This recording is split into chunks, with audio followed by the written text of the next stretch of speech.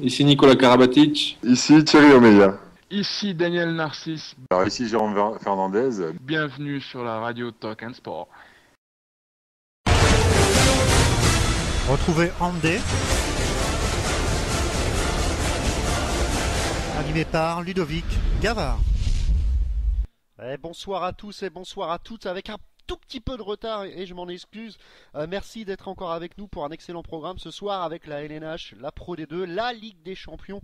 Enfin bref, vous avez l'habitude, tout sur le hand. Ça y est, c'est fait, le Paris Saint-Germain Handball est champion de France grâce à leur victoire à Cesson. Mais le choc était une autre rencontre, on va dire. Plus au nord, entre la lutte pour la seconde place, il semble que Montpellier a pris une sérieuse option grâce à sa victoire sur Dunkerque. Et on va faire toute l'analyse de cette 22e journée avec Michael Hille. Ils sont plus nombreux à... Ils sont un peu moins nombreux à être expatriés en Europe. On les connaît, les Barachés, les Sorando, les Rouennais ou encore Narcisse et Thierry Omeyer. Mais il y a aussi quelques jeunes Français à vouloir tenter leur chance à l'étranger. Et c'est le cas de Max-Henri Hermann, double nationalité franco-allemande, gardien de but de Hambourg. Il sera avec nous dans quelques minutes, vers 20h20. Il y a aussi la Pro D2 avec la 24e journée. C'est le meilleur joueur du mois de mars, Alexis Jalamion, l'allié de Ponto Combo, qui répondra à nos questions, sans oublier un point précis complet sur cette journée riche en rebondissements. C'est la fin de saison et certaines obligations doivent être tenues avec le club. Et c'est le cas pour Benoît Perabou ce soir, qui ne sera donc pas avec nous. Il sera là lundi prochain. Voilà, avec Tremblay, il a des obligations envers les partenaires. Donc on lui fait un petit coucou. Ben, si tu nous écoutes, on ne sait jamais. Mais en attendant, Sébastien Mangin se serait seul en tête à tête avec Michael Hille. Nombre de femmes voudraient être à ma place, Michael. Mais voilà, c'est moi. Bonsoir Mika. Salut tout le monde. Alors, on l'a dit, on va commencer par la LNH, riche en rebondissements. On va parler du Sacre de Paris, parce que c'est quand même, c'est une page qui se tourne après d'innombrables années de domination Montpellier-Rennes. Bah voilà, Paris, première saison. On en doutait peut-être un peu, l'arrivée du Qatari, on savait qu'ils allaient construire une équipe vraiment forte. Mais là, dès la première année, ils tapent fort et champion de France direct. Mika, un petit mot quand même sur... on peut dire cette Ouais, belle perf. il tape un peu moins fort que les footeux apparemment quand même, parce que C'est vrai. il me semble que sur le même terrain à Évian, il y a eu quelques soucis au niveau du football. C'est vrai, c'est vrai. Non, là, ça s'est plutôt bien passé à Cesson. Non, on en doutait un peu en début d'année, c'est sûr, parce que c'était une équipe toute nouvelle qui venait de se former, avec certes des très grosses individualités, mais le handball reste un sport d'équipe, donc il a fallu construire cette équipe assez rapidement et Philippe Gardant n'a pas eu beaucoup de temps, mais bon, les mecs se sont pris au jeu et je pense qu'ils ont tous pris sur eux pour mettre un peu leur ego de côté et essayer de travailler en équipe depuis le début. Alors dans cette émission, en début d'année, on était plutôt favorable à Montpellier, à l'ancien Montpellier, j'ai envie de dire, mais avec toutes les histoires qu'il y a eu en début de saison, et je vais pas m'en plaindre parce que ça nous a quand même fait du bien. Montpellier n'est plus ce qu'il était, même si on a vu ce week-end à Dunkerque que ça restait une belle équipe. Ils n'ont pas pu cette saison être à la hauteur de leurs ambitions et figurer correctement dans ce championnat et en Ligue des Champions non plus. Alors, vous êtes nombreux à nous écouter ce soir. Dans quelques instants, vers 20h20, on aura un expatrié français, franco-allemand plutôt, donc on va en reparler tout à l'heure. On fait un petit point sur la LNH. Alors, Mika, Paris champion. Et voilà, est-ce que vous, en tant que professionnel et que vous luttez depuis quelques années à glaner des victoires, est-ce que là, le fait de le Qatar arrive, on met du fric, on fait une bonne équipe, est-ce que c'est un titre aussi fort que celui de Montpellier qui, pendant quelques années, a vraiment construit? Oh oui, je pense, parce que même si c'est de l'argent qui arrive vite, Paris n'a pas démérité depuis plusieurs années. Tu t'intéressais peut-être pas encore au handball à cette époque-là, mais ils ont été européens pendant de nombreuses années. Ils ont gagné une Coupe de France il y a de ça à peu près 5 ans. Et l'année dernière, ils ont eu vraiment beaucoup de mal à se maintenir. Donc, c'est quand même bien qu'il y ait quelques mecs de cette génération qui soient restés pour faire un peu la transition et pouvoir gagner ce premier titre avec le PSG et peut-être laisser la place maintenant à une flopée de stars. Mais Non, je me plaindrai jamais de ça parce que c'est vraiment intéressant et ça apporte au handball français. Ça apporte vraiment une plus-value à ce championnat et je pense que de plus en plus d'équipes vont essayer de se mettre au niveau de Paris et ça ne peut être qu'intéressant. Alors, c'est vrai qu'il ne doit pas avoir beaucoup de stats hein, quand une équipe euh, la saison dernière jouait pour ne pas descendre et la saison suivante est championne de France. Il ne doit pas en exister beaucoup. Alors Paris s'est imposé face à Ah, Cesson. il y aura Aix-en-Provence l'année prochaine. Il y aura Aix-en-Provence l'année prochaine. Voilà, exactement, Aix-en-Provence ou peut-être Ivry en Pro D2 qui sera champion de Pro D2. On en reparlera avec Sébastien Mangin. C'est tout le mal que je te souhaite, hein, Mika. Aix-en-Provence.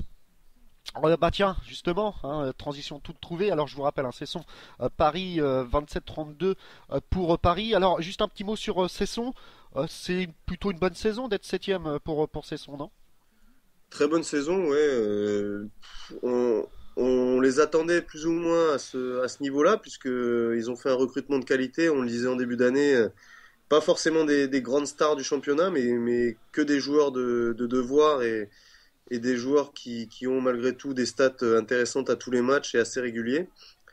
Donc certes, quand on voit l'équipe sur le papier, on a du mal à les imaginer glaner beaucoup de victoires cette année, mais au final, c'est une équipe qui s'est montrée assez régulière dans ses performances. Alors, à part contre Aix-en-Provence, C'est vrai. ils avaient perdu à domicile contre nous. C'était vraiment une contre-performance pour eux.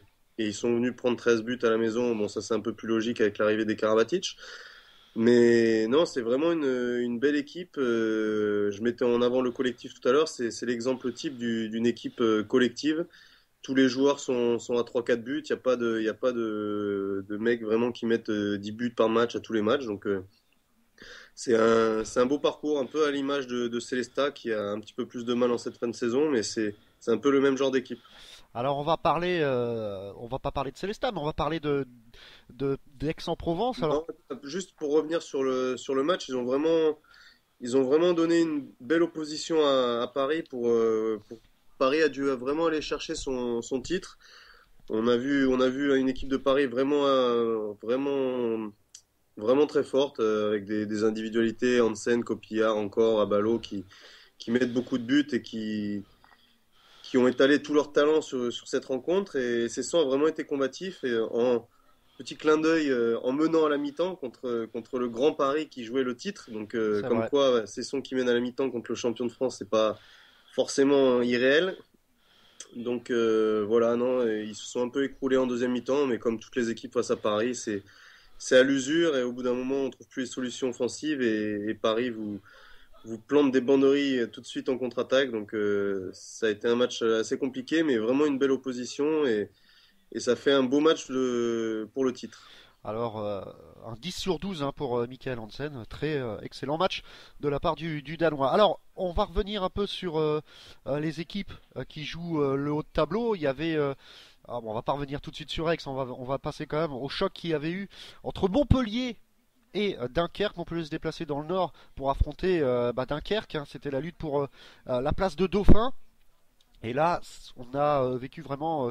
Je sais pas si je dis que c'est un des meilleurs matchs de la saison télévisé, j'entends. Non, non, j'allais te dire exactement la même chose. On s'est vraiment régalé du début à la fin. Un scénario de match improbable, un retour dans les dernières secondes, des buts au buzzer. Non, c'était vraiment un très joli match avec une grosse intensité défensive, un peu de prise de gueule. Tous les ingrédients y étaient pour vraiment passer une belle soirée de handball. Alors, Dunkerque qui devait absolument s'imposer, tout comme Montpellier. La première mi-temps était très compliquée pour Dunkerque, ils sont bien revenus en seconde. Qu'est-ce qui a fait la différence dans ce match-là? Parce que ça s'est joué à un but, 28-29. Et là, on peut dire que Montpellier a vraiment montré que c'était encore eux les patrons, entre guillemets, hein. Ouais, mais écoute, ils ont vraiment payé cette entame de match, Dunkerque. Ils l'ont traîné comme un boulet pendant toute la première mi-temps et j'avoue que j'ai un peu d'incompréhension quant au managerat de Casal qui a laissé, enfin, qui a mis d'entrée les deux Norvégiens sur une défense étagée de Montpellier. Ils ont mis vraiment du temps à rentrer dans. Après, ils ont été assez efficaces, mais ils ont mis du temps à venir alors qu'il a deux arrières très mobiles qui sont Siakam et Soudri. C'est vraiment des joueurs de duel et qui se prêtent vraiment bien à cette défense. Et au contraire, en fin de match, il y a, comment s'appelle-t-il? Ça y est, j'ai perdu son nom. L'arrière gauche. L'arrière gauche de Dunkerque. Oui. Alors attends, je les ai tous sur les yeux. Hop. Enfin bon, c'est pas grave, ils m'ont compris. Quand lui a commencé un peu à ne plus être en réussite et à rater des shoots, il a pas fait re-rentrer Hansen, son Norvégien, donc c'était un peu bizarre. Vincent Gérard n'a pas débuté le match non plus, même si William Hanotel fait une très belle première période. C'est assez étonnant sur un match comme ça C'est vrai. qu'il ne mette pas son gardien titulaire d'entrée de match. Les ailiers également, Guillaume Joly qui commence le match alors que je trouve que Jalel Touati est un peu meilleur en ce moment. Donc non, c'était assez étrange comme managera, mais bon, au final, ils ont failli prendre des points, donc pourquoi pas. Je pense que pour analyser un peu le match un peu plus techniquement, je pense que Dunkerque a vraiment très mal joué toutes ses supériorités numériques. Ils ont eu beaucoup d'occasions où ils se sont retrouvés à un de plus, deux de plus, même voire trois de plus à un moment, et où ils ont pas réussi à marquer. Et en plus, ils ont pris des buts bêtes un peu en se faisant déborder extérieur. Donc, je pense que c'est vraiment là-dessus qu'ils perdent le match. Et la dernière action en est l'image parfaite où Bastien Lamont prend un shoot avec un contre alors qu'ils sont à 7 contre 5 et que le décalage est fait. Donc, Alors, c'est un peu là-dessus qu'ils perdent leur match. Mika, est-ce que dans un match comme ça, Dunkerque peut se passer des services de Bosquet? Alors ça, c'est ça, c'est le gros débat, Ben mais ouais, quand même, parce que soi-disant hors de forme. Non, Un mec mais comme ça, avec l'expérience qu'il aurait peut-être pu apporter dans les moments critiques, tu l'as dit, dans les supériorités, et puis quand même, voilà, c'est l'international qui a gagné pas mal de titres, et il est un peu, entre guillemets, on va pas se voiler la face, foutu dehors par Dunkerque, quoi. ouais, mais alors moi j'ai un peu de mal à me prononcer parce que je veux pas prendre parti. Je sais pas du tout ce qui s'est passé, même si on va pas se baser sur ce qui est dit dans la presse parce il y a toujours une version des faits. C'est vrai. Il y a une version d'un côté, une version de l'autre. Donc je sais pas exactement ce qui s'est passé. Maintenant, c'est sûr que, pardon, quoi que ce soit, je pense que Sébastien est un grand professionnel et que il lui reste, même s'il s'en va, il lui reste encore quelques matchs à terminer avec Dunkerque. Et je trouve ça vraiment dommage quand ça fait des années comme ça qu'un mec est au club que ça se termine un peu en eau de boudin avec des engueulades C'est vrai. alors que ça pourrait vraiment terminer en apothéose avec une sélection pour la Ligue des Champions même s'il s'en va, on pourrait le fêter comme un dieu à Dunkerque et ça va pas se faire. Et je suis toujours un peu triste quand ça se termine comme ça. Ouais, pour un excellent joueur, c'est vrai qu'on l'avait reçu dans l'émission il y a quelques temps, il était un peu déçu de ce qui se passait du côté de Dunkerque. Mais ça fait plusieurs années qu'ils sont un peu en conflit. Alors je sais pas si c'est des histoires d'argent, si c'est des histoires d'orientation du club. C'est pour ça que je veux pas trop me prononcer. Alors pour Montpellier, encore un très bon Gaïch et aussi un gardien, un Robin qui a fait vraiment le boulot. C'est peut-être ça aussi qui a fait la différence pour Montpellier. Oui, il a été très bon. Il est de plus en plus régulier. C'est vrai qu'à une époque, il faisait des matchs à 20 arrêts et puis pendant trois quatre matchs, on ne le voyait plus. Là, je trouve qu'il, de plus en plus, il est régulier dans la performance. Il a eu un petit passage à vide, peut-être à un moment où on voyait beaucoup le jeune Desbonnets jouer, mais là, ça fait quelques temps que Desbonnets, je l'ai pas vu rentrer sur le terrain et Michael Robin est vraiment en forme. Et bon, il est certes très aidé par une très bonne défense à Montpellier. On le voit chez nous aussi, Robin Capel ferait vraiment une saison excellente et C'est d'autant vrai. plus depuis qu'on a les frères Karabatic parce que quand ça défend, les gardiens ont plus de facilité à faire les arrêts. Mais c'est aussi ça les grands gardiens, c'est être capable de profiter de ces belles défenses pour être bien placé, faire les bons arrêts. Mais je pense que ce soit Michael Robin ou Robin Capel, ils font vraiment une belle saison. Alors Montpellier va recevoir le champion de France en titre Paris Saint-Germain, une petite passation de pouvoir, Mika, donc il reste encore peut-être une chance à Dunkerque, hein, Dunkerque qui se déplace à Toulouse. Maintenant, va-t-on savoir dans quel état d'esprit il va se déplacer Paris en champion, on l'imagine, mais est-ce qu'ils vont faire le boulot face à Montpellier le 9 mai? Ça, enfin voilà, je pense que Paris va jouer toutes ses chances quand même. Mais, alors j'ai du mal à imaginer que Paris n'y aille pas, et Paris, et je dirais même plus, Gardan n'y aille pas avec les Crocs, parce que ça fait des années que Montpellier domine, C'est vrai. et cette année, avec toutes les histoires qu'il y a eu, aller perdre à Montpellier, ce serait vraiment dire, bon, Montpellier n'est pas champion, mais voilà, s'il n'y avait pas eu toutes ces histoires, ils sont encore au-dessus.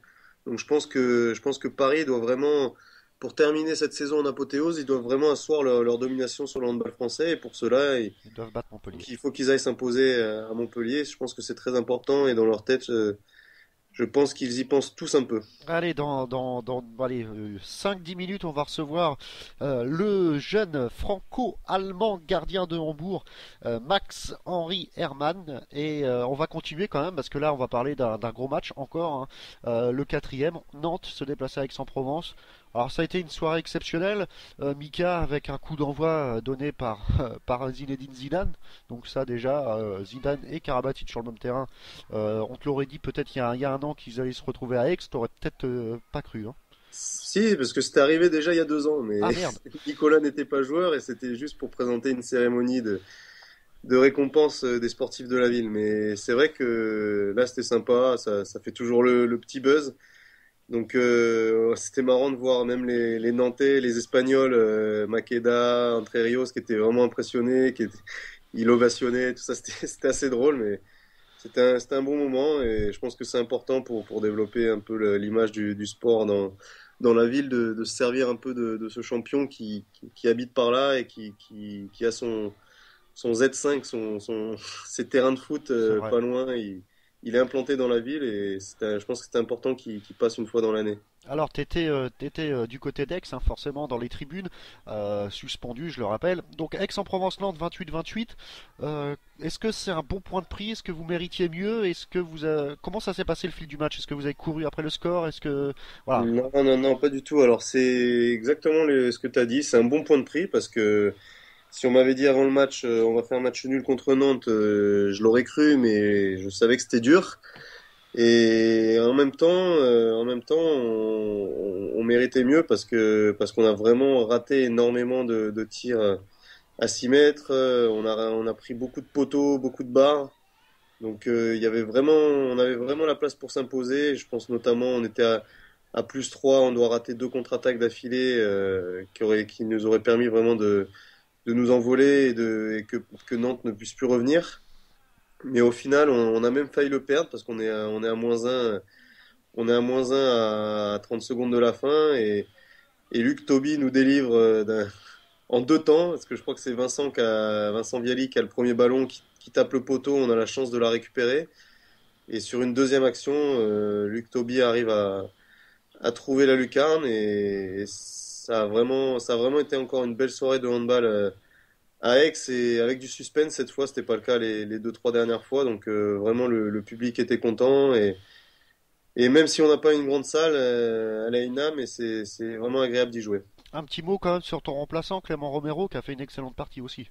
Ouais, ouais, ouais, il a été impeccable, mais là j'ai un petit bémol, c'est notre entraîneur qui le fait pas rentrer tout de suite. J'ai trouvé ça un peu dommage, parce que on a Borotoslav qui me remplace aussi un peu à l'aile, qui est plutôt un demi-centre, et c'est lui qui commence le match, alors que Clément avait fait une belle semaine. J'ai trouvé ça un peu dommage. Borut rate 2 shoots, donc c'est Clément qui rentre assez vite, et du coup il a été impeccable, vraiment impérial.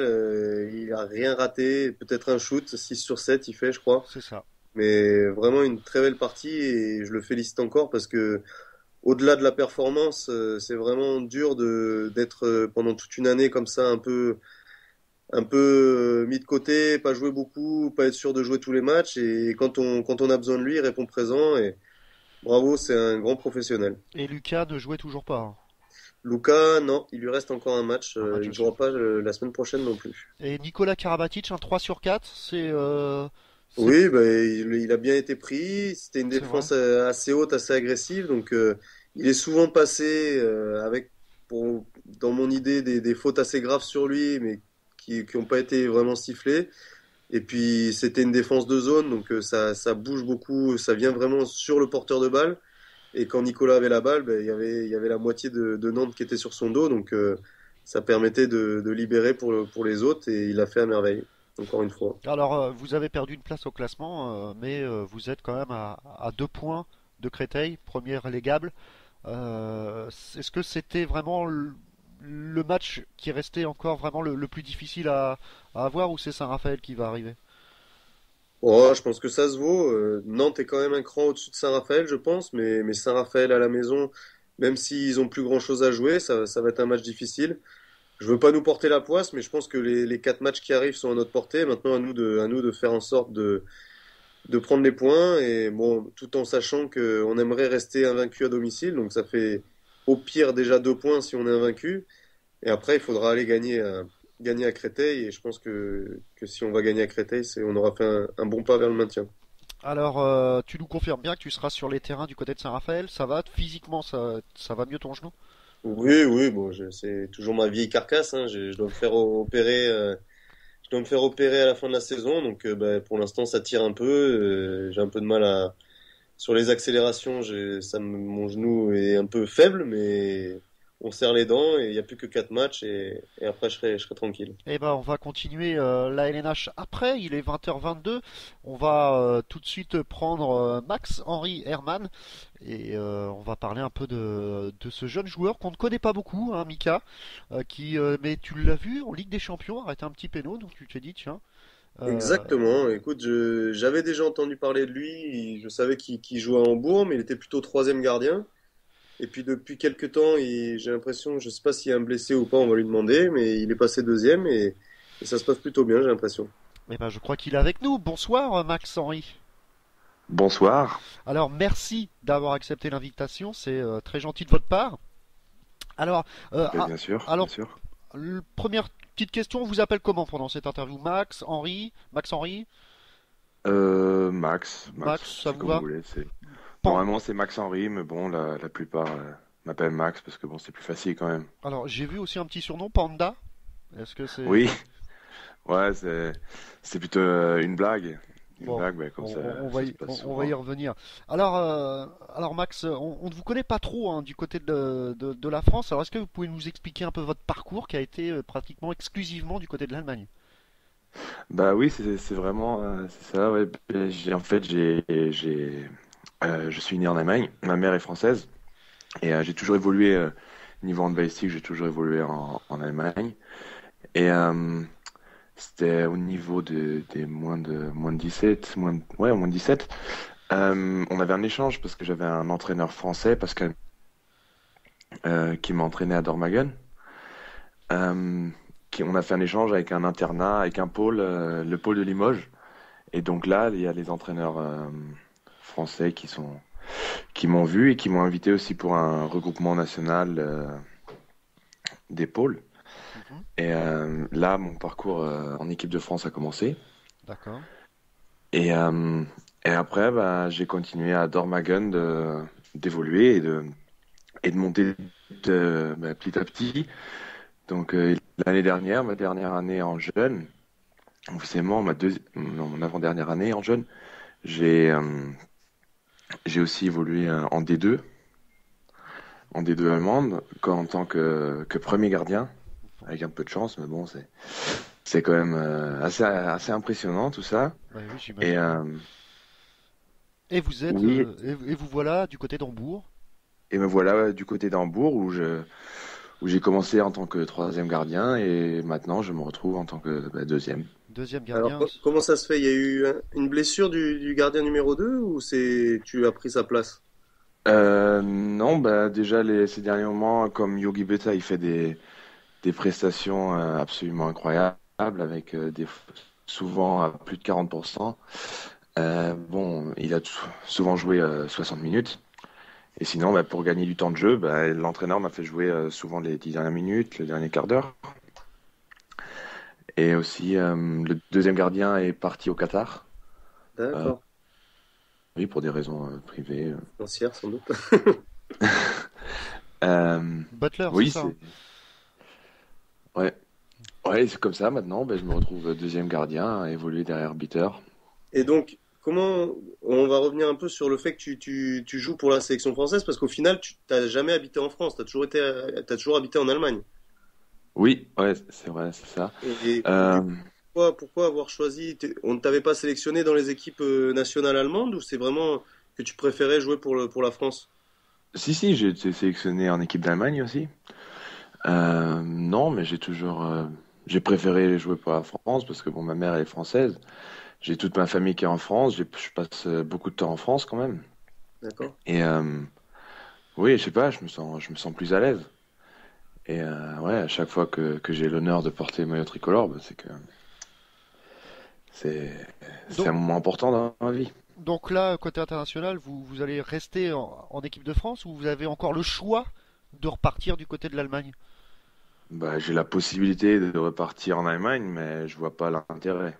Ouais, parce que c'est vrai que, et justement, ça faisait partie un peu d'une question, comment vous pouvez expliquer, Max, la différence entre le niveau de la Bundesliga, qui est l'un des meilleurs, voire le meilleur championnat de handball, et le niveau de l'équipe nationale qui a du mal quand même à glaner des titres au niveau européen. Comment vous pouvez l'expliquer, vous qui vivez depuis des années en Allemagne? Bah, déjà, je pense que comme il y a beaucoup de joueurs étrangers en Allemagne, Ouais. c'est quand même assez compliqué pour les joueurs jeunes allemands de pouvoir s'établir et de gagner du temps de jeu. Et bien, je viens juste pas d'en parler à l'instant avec un ami. Le, En fait, ben, comme il y a autant de matchs, je veux dire, en fait, là, comme nous, on a joué hier en Ligue des Champions, on rejoue demain en Bundesliga. Euh, En fait, il n'y a pas le temps. Il n'y a pas le temps de pouvoir aider des joueurs jeunes à évoluer. Et, et oui, en fait, c'est ça ce qui est compliqué parce qu'on a besoin des joueurs finis, des joueurs qui ont de l'expérience. Il n'y a pas de Avec- formation, il y a pas de formation en Allemagne, alors. Ou peu. Bah, si, mais la formation du haut niveau, c'est compliqué parce que bon, comme on vient de le dire, il n'y a pas le temps. Il n'y a pas le temps de voir. Nous, on s'entraîne on essaye de s'entraîner 4 fois par semaine, mais 5 fois par semaine, mais quand on a un match tous les 2 jours, c'est assez compliqué quand même. Alors, vous avez un immense gardien en Bundesliga, forcément, hein. Il est français, c'est Thierry Omeyer. Vous l'avez sûrement croisé pendant vos confrontations. Est-ce que vous avez pu parler avec lui? Est-ce qu'il vous a donné un peu de conseils en tant que Français? Parce que vous êtes très peu maintenant à l'étranger, hein. Bah oui, c'est vrai. J'ai eu l'honneur de faire sa connaissance déjà il y a quelques années quand quand il jouait à Dormagen en D1, en Bundesliga encore. Comme mon entraîneur Pascal Mahé, ben, il se connaissait déjà de l'équipe de France.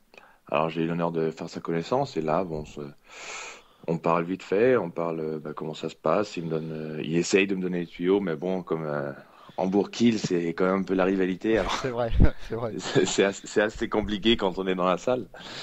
Euh, Mais c'est vraiment, c'est vraiment pas mal d'avoir peut-être aussi deux gardiens comme ça, deux clubs rivales et deux gardiens français bah voilà, qui se donnent des conseils, mais qui pourraient peut-être un jour se retrouver aussi en équipe de France. Bah, qui sait, c'est le grand objectif, hein, de se Et retrouver en équipe de France. qu'est-ce que c'est un peu ton futur là? Parce que je sais pas ce que tu as comme contrat à Hambourg. Est-ce que tu es en centre de formation? Est-ce que tu es pro déjà ou... Bah, en fait, en Allemagne, il y a pas de système de centre de formation comme on le connaît en France.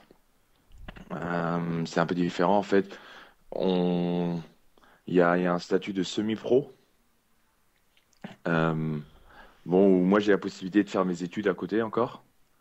Et Et vous faites des études de quoi, Max? en fait, je fais une formation en alternance, ce qui est assez connu en Allemagne, dans une compagnie maritime française aussi. D'accord. Donc là, vous êtes semi-pro. Je suis semi-pro, ouais, bah, mais bon, je m'entraîne que avec les pros, la première équipe. Je fais aussi les 2 entraînements par jour. Ouais. Et du Et coup, ton futur alors, tu connais déjà? Tu sais déjà si tu vas rester à Hambourg l'année prochaine ou Bah déjà j'ai signé un contrat de 3 ans l'année dernière, D'accord. avec comme perspective de me faire de me construire en tant que deuxième gardien, voire premier gardien après Yogi Better. Quand son contrat, on ne sait pas ce qu'il en est encore. D'accord. Euh, c'est l'objectif qu'on m'a prononcé. Et après, c'est à moi de voir. Je pense que c'est à moi de montrer à l'entraînement tous les jours, de montrer que je suis prêt, quoi. Et est-ce que tu imagines de jouer en France un jour ou est-ce que c'est pas du tout au programme? Est-ce que tu penses que comme l'Allemagne est Ouais. un championnat quand même supérieur, ce serait logique de vouloir y rester, mais est-ce que du part ton côté français, tu aurais envie de venir jouer en France dans ce championnat qui se développe en ce moment? C'est ce que j'allais dire. Le championnat français, c'est absolument phénoménal comment il se développe au niveau international aussi. Il y a quand même de plus en plus d'équipes euh, qui vont dans les derniers carrés, voire Nantes en ce moment. Non, mais déjà avant d'aller à Hambourg, j'avais la possibilité de venir en France et bon, là, j'ai toujours ça et je peux que Vous j'ai la avez, possibilité. vous aviez la possibilité d'aller dans quel club, Max? Je vais Créteil, c'est un des clubs, Qui vous c'était avez... le plus concret. D'accord. Non, mais c'est une bonne logique. De toute façon, je pense que si tu as l'opportunité et la capacité de percer dans le championnat allemand et qui plus est à Hambourg, qui est une des meilleures équipes du championnat allemand, il faut pas s'en priver. Mais ma question, c'était vraiment une fois que tu auras fait un peu ce que tu as à faire dans le championnat allemand, est-ce que le championnat français pourrait t'intéresser, quoi? Bah oui, bien sûr, bien sûr. C'est ce que je pense que je suis de près le championnat français parce que bon, je connais beaucoup de joueurs qui jouent en D1 et ouais, c'est de plus en T'es plus intéressant. t'es de quelle génération, rappelle-moi? 84, 94. 94. Et les joueurs qui sont en sélection avec toi, c'est qui dans le championnat de France? Là, il y a Kedo Traoré qui joue à Chambéry. Oui, d'accord, ok. Ouais, t'es Euh, vraiment. et, si- et sinon, et sinon comme champion du monde avec les 92-93 en 2011. Euh, je connais beaucoup de joueurs de Créteil aussi, voire Benjamin, Brief. Hugo Desca. D'accord. D'accord. T'as été Et, surclassé ouais, dans cette catégorie. oui. D'accord. Alors Max, pour mieux vous connaître, on va vous poser quand même une petite interview décalée. C'est juste avant quand même de parler un peu de votre club d'Hambourg. Bien placé, un peu, ben voilà, on l'a dit, c'était un peu le grand concurrent de Kiel, un peu c'était un peu un derby, le choc. Et la Ligue des Champions également, donc ça vous fait pas mal de matchs. Quel est l'objectif en fin de saison pour Hambourg, Max? L'objectif en fin de saison en Bundesliga, bien sûr, c'est la La qualification Ligue des directe pour la Champions. Ligue des Champions pour l'année prochaine. Ça, c'est sûr. Et sinon, après, en Ligue des Champions, C'est quoi, cette troisième place? la... Les trois premières oui. sont qualificatives? Ouais, je suis pas sûr. Parce qu'on savait pas trop aujourd'hui, parce que il se peut que ça ait changé, que les 4 premiers soient qualifiés direct. Eh ben. Ah, ah bah Non? Si, si, Ah c'est mince. possible, mais c'est. en France, En c'est France, on en a que deux. Ça ouais, fait une grosse différence, quand même. 2 Ouais. plus, ouais, 2, c'est tout. Bon, 2 plus 1 en En tournoi chef. wildcard depuis Ouais. 2 saisons, là. Je sais pas si ce sera encore le cas cette année. En Allemagne, déjà, nous, l'année dernière, c'était 3 plus 1. Ouais, voilà. Et là, ça Ouais, passerait après, peut-être à 4 tout court, quoi.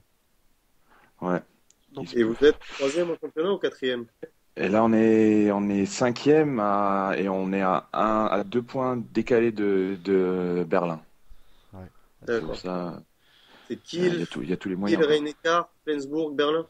Et après vous. Oui, Ouais. exactement, ouais. Alors, il y a la Ligue des Champions aussi. Et il y a la Ligue des Champions, bien sûr. Et là, bon, comme après la défaite d'hier, mais bon, la victoire quand même. euh, on, ouais, on vise. Ouais, c'est sûr que c'est compliqué. Ça va être compliqué. C'est compliqué parce que bon, Kiel, Barcelone, KSS, c'est des grosses équipes quand même. Et une C'est fois des qu'on y grosses est, équipes. tout est jouable, hein. Mais bon, bah oui, c'est ça, c'est qu'un match et sur un match tout est jouable. Euh, Le, Et ouais, les tirages n'ont pas été encore faits. c'est mercredi matin. D'accord. Alors le fait comme ça de jouer entre guillemets à domicile à Cologne, est-ce que c'est quand même un plus pour les équipes allemandes? Oui, je pense. Parce que bon, j'étais en tant que spectateur en 2010 quand Kiel a gagné la Ligue des Champions. Euh, oui, c'était hallucinant parce que bon, une salle où il y a 20 000 spectateurs, dont on va dire 19 000 que pour un club allemand. Oui, ça Ça, booste quand même. ouais, j'imagine que ça donne entre guillemets on appelle ça le huitième homme, donc ouais, effectivement, ça doit Ouais, vraiment. ouais. Alors pourquoi Cologne justement, Mika? Pourquoi toujours à Cologne et c'est pas délocalisé quelque part d'autre? Parce que c'est vrai que ça donne un peu plus de. Honnêtement, je sais pas trop, mais c'est quand même une des seules salles qui ait vraiment cette capacité d'accueil. Et la ville de Cologne est vraiment très très agréable et ils ont vraiment cette culture de l'organisation des événements et c'est vrai que pour y être allé l'année dernière, c'est vraiment quelque chose de spécial et on voit que c'est bien rodé, que c'est bien calé. Et déjà l'année dernière, ils avaient vendu, je crois, le tiers des places pour l'année suivante. Donc c'est vraiment un événement qui fonctionne très bien là-bas. Après, c'est vrai que c'est un peu déloyal. On va commencer à voir peut-être Paris l'année prochaine s'ils arrivent à se hisser au Final Four. Et les équipes espagnoles qui y sont régulièrement, je pense qu'il y a un moment où peut-être que ça va commencer à jaser et qu'il va y avoir des demandes pour que ce soit organisé un peu ailleurs. Ouais, effectivement, donc affaire à suivre. Alors on va vous poser une petite interview décalée histoire de vous connaître un peu mieux. Alors c'est des petites questions bêtes et méchantes, hein. Euh, Max, pas de panique. Alors première question, et ça c'est là, c'est celle du chat, quelqu'un qui doit bien vous connaître. Hop, je reprends un peu mes papiers. C'est est-ce que vous avez progressé en Gangnam Style? En Gangnam Style. Bon, pas forcément, parce que depuis la dernière fois, ben, en fait, j'ai pas été obligé de le danser. Alors, Donc vous c'est avez pour dû, ça que j'ai pas. ouais, vous avez dû faire ça avec votre équipe, c'est Et ça? c'était quoi la première alors? Bah, c'était après le match contre eux. Ah, C'était après le match contre Gomersbach, Ah, donc ça doit si être si je me Quentin rappelle qui bien. demande, je suppose. Ouais. peut-être. Quentin Maé, je crois que vous le retrouvez l'année prochaine. Oui, oui, c'est Il ça. a signé du côté d'Hambourg. Euh, D'ailleurs, Ouais. s'il nous écoute, il va falloir qu'il revienne un peu nous parler de son retour de blessure et de son programme pour l'année prochaine. voilà, allez, Bah, oui. l'invitation est lancée, Quentin. Pour Quentin. Alors, est-ce que vous avez bon, un surnom, on l'a dit, Panda? Alors, pourquoi Panda? Vous aimez les pandas, l'association? Non, en fait, c'est du temps quand j'étais à l'internat encore. On avait une nuit où il y a l'alarme a sonné toute la nuit. Alors on pouvait pas dormir dans nos chambres et on était obligé de dormir dans le gymnase. Et ouais, c'était un peu compliqué. Et bon, à un moment, j'ai entendu mon nom et je relève que la tête.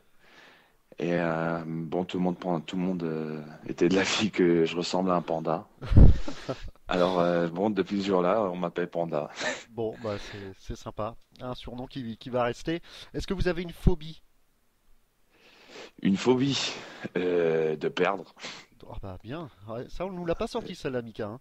Ouais, non, c'est une belle phobie. Ouais. Un plat Ah préféré? ça, un plat préféré. Ouais. Oula, Le ça va être schnitz. long. La, la, Ah, non, la- non, quand même pas, parce que... la- la- Non, des lasagnes au saumon. lasagne au saumon. Un plat que vous Ouais, détestez? un plat détesté. Les asperges. Les asperges. Est-ce que vous êtes un passionné des réseaux sociaux? Bah oui, Ah, ouais, je veux dire aujourd'hui, ma génération. je vous ai même pas trouvé, moi. Je vous ai même pas trouvé sur Twitter ni sur Facebook. Bon, alors je dois être. Ah, non, Twitter, j'y suis pas, mais bon, Facebook, j'y suis Ouais, pour... Facebook. Bon, voilà, J'ai pas vu. T'as toujours pas de page joueur par contre. Non, T'as ta non, pour page le coup. personnelle. Faudrait penser à la Ouais, c'est créer ça. maintenant que tu commences à être connu. Voilà. Bah, ouais, j'y ai pensé. Ouais, pour Il emmener, y a le là, ça serait temps bien. encore. Il y a le temps encore. Alors, votre couleur préférée? Ma couleur préférée, le bleu. Le bleu, forcément. Votre style vestimentaire, est-ce que vous êtes plutôt jean, jogging, costard? Bah bon, avec la formation d'alternance, je suis en costard tous les jours. Ah, la classe. Euh, sinon, jean, chemise. Alors, est-ce que vous avez quel est votre passe-temps préféré en dehors du hand? En dehors du hand, Bah, franchement, il n'y a pas beaucoup de temps en dehors du hand.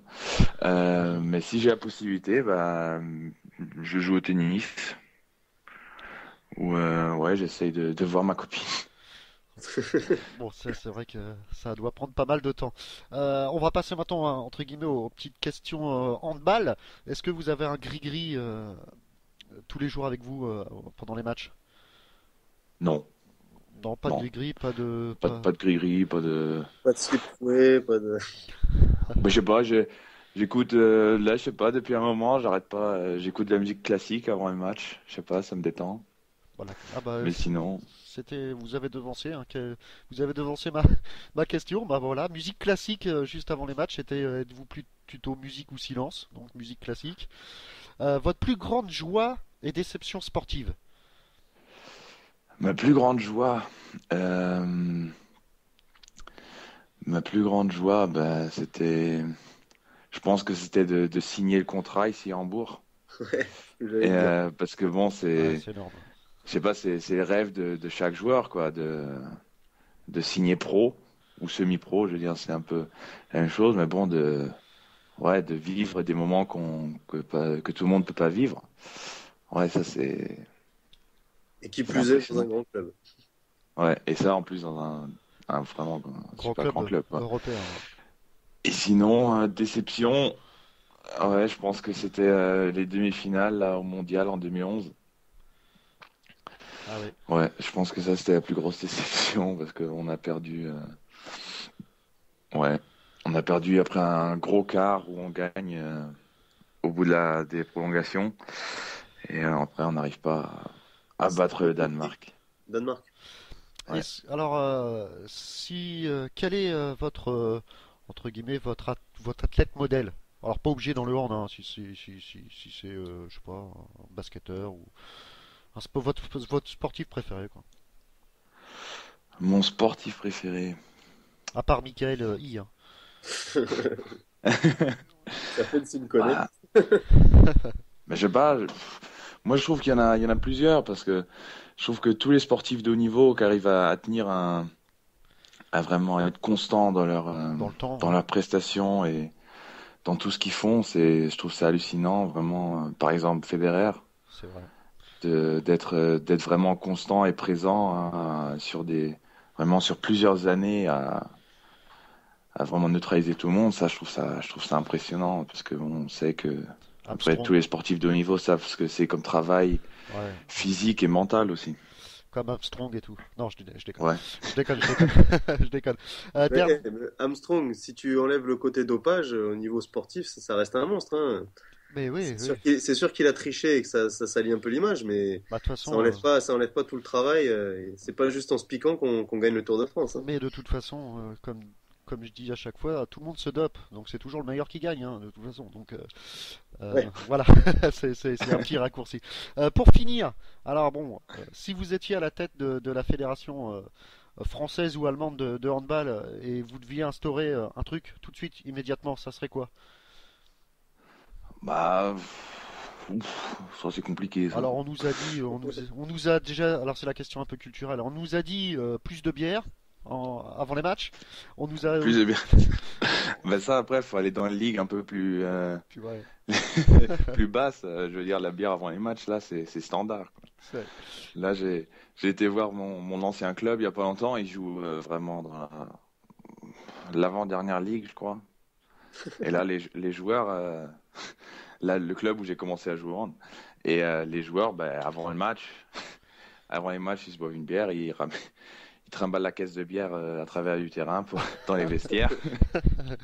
ah ouais, ouais.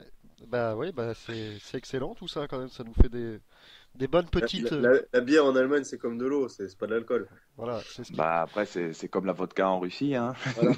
c'est comme le vin en France, ouais, ça coule des robinets. Exactement, ouais, c'est comme ça coule. Eh bah écoutez Max, je pense qu'on a fait le tour, à moins que tu as une petite dernière question, Mika, non?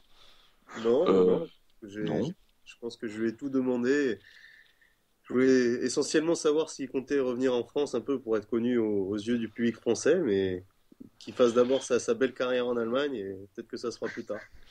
Eh bah Ouais, écoutez, c'est- Max, est-ce que vous avez un petit coucou à passer? Est-ce que vous voulez remercier, je sais pas, quelqu'un? euh, Bah, je sais pas, je passerai bonjour à tous mes coéquipiers de l'équipe de France que je connais et tous les joueurs que je connais en France, parce que bon, il y en a quand même pas mal. Là, au bout des 3-4 années que je suis en sélection, ouais, juste et que le championnat se finisse bien pour eux. Non, Pas, désolé. pas trop, pas trop. Si vous suivez un peu Aix-en-Provence, donc Michael I, un peu en concurrence avec Créteil et Ivry, donc chaud. Ouais. Chaud. Bah là, bah, déjà Aix-en-Provence, c'est très tout le monde s'en occupe en Allemagne parce que bon, à cause des frères Karabatic. Ouais. J'imagine, ouais. Eh bah oui, ça fait pas mal de pubs pour ce petit club qui est monté de Pro D2 en LNH cette année. Bah écoutez Max, on va pas vous retenir plus longtemps, c'était super sympathique de vous avoir et de vous connaître un peu mieux en France. Et bah n'hésitez pas à revenir quand vous voulez. Bah bien sûr, je suis à votre disposition. Et puis On t'aura gagné la Ligue des Champions, on te réinvite. ouais, D'accord, ouais. bah, pas de problème. Bon bah dans quelques semaines alors Max. Dans quelques semaines alors. Allez, bonne Allez, soirée à vous. bon Bonne courage. soirée. Au revoir. Merci, Merci. au revoir. Voilà, c'était Max, super sympa, super simple et jeune en plus, jeune talent. Alors Mika, est-ce qu'il pourrait peut-être faire partie un jour de la grande équipe de France? Oh, c'est impressionnant, hein, à 19 ans déjà, C'est clair.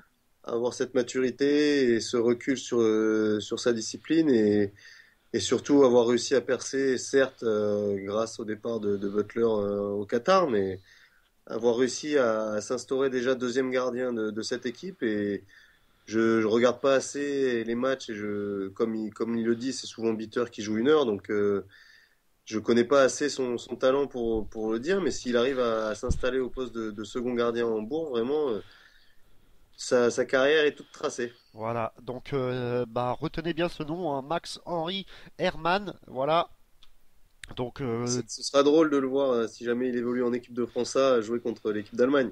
ouais, c'est vrai que Un peu ça. à l'image de Karabatic qui joue contre la Serbie ou la Croatie. Exactement. Eh ben écoutez, le temps pour moi d'envoyer un tout, allez je vais pas vous le cacher, d'envoyer un tout petit texto à Alexis Jalamion pour qu'il nous rejoigne. Et puis on va parler de Pro D2 un peu. Donc on va quand même le temps que moi je te fasse parler, Mika, on va revenir Oui, sur la. il restait quelques matchs de LNH, il me Exactement. semble.